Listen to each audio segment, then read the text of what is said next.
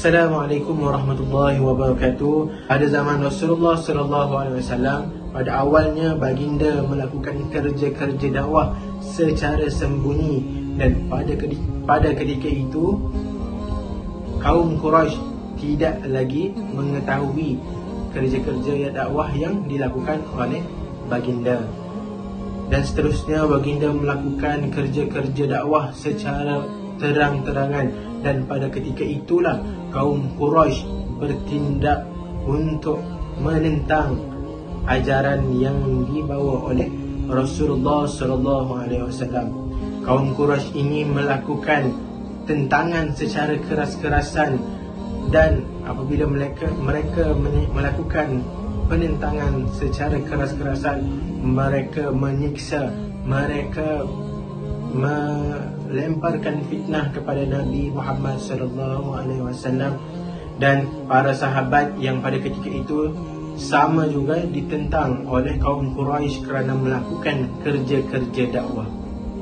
Antara sahabat-sahabat yang diseksa ialah Zubair bin Awam radhiyallahu anhu, yang pada ketika itu beliau berusia 16 tahun, dipukul berkali-kali sehingga mendatangkan penyakit. Selain itu, keluarga Ammar bin Yasir radhiyallahu anhu diseksa. Mereka diheret ke tengah padang pasir dan diseksa oleh pemimpin yang zalim, iaitu Abu Jahal. Seterusnya Bilal bin Rabah al-Habsyi jemur di tengah panas yang terik dan diletakkan batu yang besar di atas dadanya. Seterusnya pimpinan Quraisy menghalang Islam ataupun fitnah terhadap Islam. Bani Hashim merupakan keturunan Quraisy yang mulia dan bersih. Mereka mempunyai kedudukan yang tertinggi di dalam kalangan bangsa Arab.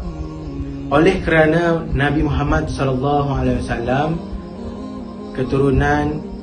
datangnya daripada keturunan yang mulia, Nabi Muhammad SAW telah difitnah dengan pelbagai isu, tetapi tidak ada kaitan dengan isu keturunan. Pelbagai isu negatif tentang ajaran Nabi Muhammad SAW disebarkan kepada semua orang sehingga mereka takut dan tidak mahu menerima ajaran yang disampaikan oleh Nabi Muhammad sallallahu alaihi wasallam. Sebagai contoh, mereka menyebarkan kepada semua orang bahawa Al-Quran itu hanyalah rekaan Nabi Muhammad sallallahu alaihi wasallam semata-mata untuk diajarkan kepada orang lain.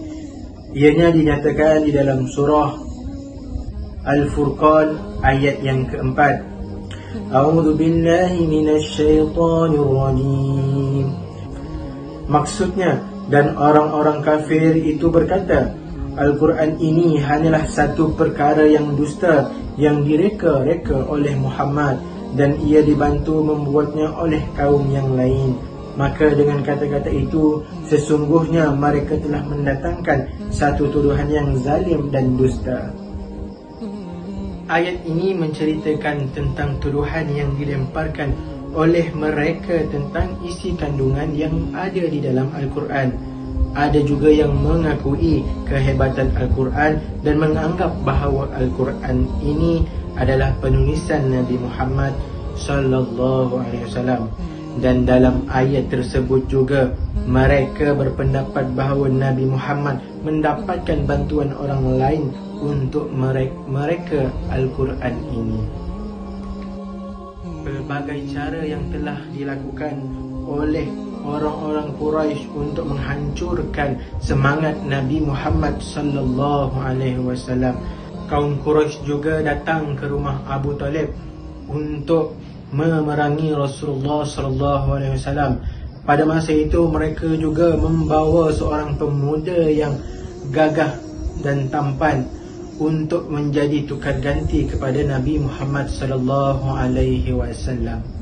Pelbagai tuduhan yang dilemparkan kepada Nabi Muhammad sallallahu alaihi wasallam sehingga ramai yang tidak mahu mengikuti ajaran yang dibawa oleh baginda sallallahu alaihi wasallam. Mereka membawa pemuda itu untuk ditukar ganti kerana mereka ingin mengambil Nabi Muhammad sallallahu alaihi wasallam dan mereka hendak membunuh baginda sallallahu alaihi wasallam.